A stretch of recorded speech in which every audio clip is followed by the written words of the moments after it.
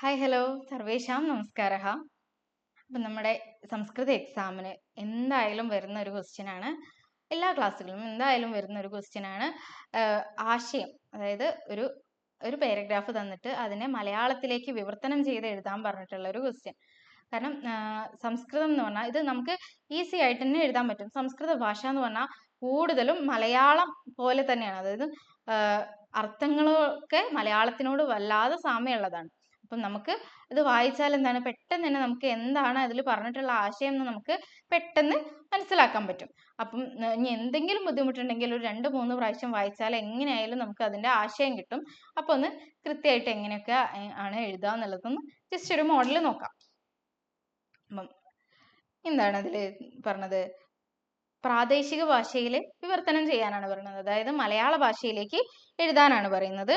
സംസ്കൃത സാഹിത്യെ ഭാസസ്യ സ്ഥാനം അദ്വിതീയമസ്തി. എന്താ പറയുന്നത്, സംസ്കൃത ഭാഷയില് നമുക്കിത് വായിച്ചാൽ തന്നെ കിട്ടുന്നുണ്ട് അല്ലെ.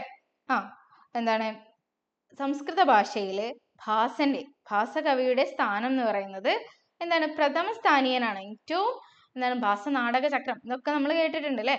അപ്പം എന്താണ്, സംസ്കൃത ഭാഷയിൽ സംസ്കൃത സാഹിത്യത്തിൽ തന്നെ ഭാസന്റെ സ്ഥാനം എന്ന് പറയുന്നത് ഒന്നാമതാണ്. പിന്നെന്താണ് അടുത്തത്, സഹ പ്രസിദ്ധ നാടകകാരഃ ഭവതി. എന്താ, മനസ്സിലാവില്ലേ മക്കൾക്ക്? അത് വായിക്കുമ്പോൾ തന്നെ കിട്ടില്ലേ. ഇദ്ദേഹം, സഹ എന്ന് പറഞ്ഞാല് ഇദ്ദേഹം, പ്രസിദ്ധ നാടകകാരഃ ഭവതി, പ്രസിദ്ധനായ നാടകകൃത്താണ്. പിന്നെന്താണ്, തേന ത്രയോദശ സംസ്കൃത നാടകാനി വിരചിതാനി. ഇദ്ദേഹം എത്ര നാടകങ്ങൾ, 13 നാടകങ്ങളാണ്, പ്രസിദ്ധങ്ങളായിട്ടുള്ള 13 നാടകങ്ങളാണ് ഇദ്ദേഹം രചിച്ചിട്ടുള്ളത്. അതുകൊണ്ട് തന്നെയാണ് ഇദ്ദേഹത്തിന് എന്താണ്, ഇദ്ദേഹത്തിന്റെ ഈ നാടകങ്ങളെ എന്താണ്, ഭാസ നാടക ചക്രം എന്നാണ് പറയുന്നത് അല്ലെ. അതൊന്നും ഇതിൽ പറയുന്നില്ല, നോക്കാം. എന്താണ്, തേന ഇദ്ദേഹം ത്രയോദശ സംസ്കൃത നാടകാനി വിരചിതാനി. ഇദ്ദേഹം എന്താണ്, 13 സംസ്കൃത നാടകങ്ങൾ രചിച്ചിട്ടുണ്ട്.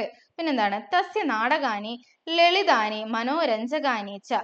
എന്താണ്, തസ്യ നാടകാനി ഇദ്ദേഹത്തിന്റെ നാടകങ്ങൾ ലളിതാനി മനോരഞ്ജകാനി ച.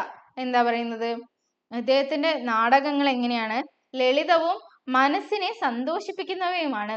അതായത് ലളിതവുമാണ്, നമുക്ക് വാക്കുകളൊക്കെ അതുപോലെ തന്നെ എഴുതാൻ പറ്റും. അധികവും സംസ്കൃത ഭാഷയിൽ വായിക്കുന്ന അതുപോലെ തന്നെ മലയാളത്തിൽ എഴുതാൻ പറ്റും. കാരണം എന്താണ്, അർത്ഥങ്ങളൊക്കെ സെയിം ആണ്.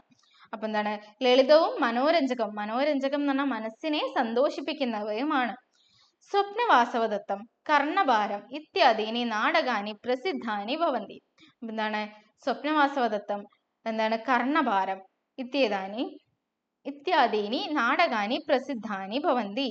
അപ്പൊ എന്താണ്, സ്വപ്നവാസവദത്തം, അതുപോലെ തന്നെ എന്താണ്, കർണഭാരം തുടങ്ങിയ പ്രസിദ്ധങ്ങളായ നാടകങ്ങളാണ് ഇദ്ദേഹം രചിച്ചിട്ടുള്ളത്. അപ്പൊ 13 നാടകങ്ങളുണ്ട്. ഇതിൽ തന്നെ എന്താണ്, പ്രസിദ്ധങ്ങളായ നാടകങ്ങളാണ് സ്വപ്നവാസവദത്തവും കർണഭാരം മുതലായവയൊക്കെ.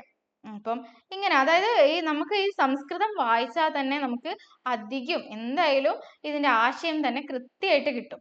ഒന്നുമില്ലെങ്കിൽ അത് I mean 2-3 പ്രാവശ്യം ഒന്ന് വായിച്ചാൽ എങ്ങനെയായാലും നമുക്ക് ഇതിന്റെ ആശയം കിട്ടും. അപ്പൊ ഓരോ ലൈനും വായിക്കുക, എന്നിട്ട് അതിന്റെ കൃത്യമായിട്ടുള്ള മലയാളത്തിൽ ഒന്ന് എഴുതി കൊടുക്കാം. ഈസി ആയിട്ട് തന്നെ നമുക്കിത് കിട്ടും. നമുക്ക് ആ ഒറ്റ വായനയിൽ എന്താണോ നമുക്ക് അപ്പൊ മൈൻഡിൽ വരുന്നത് അത് തന്നെയായിരിക്കും ഇതിന്റെ ആശയമായിട്ട് വരാം. അപ്പൊ നോക്കാം. ഓക്കെ.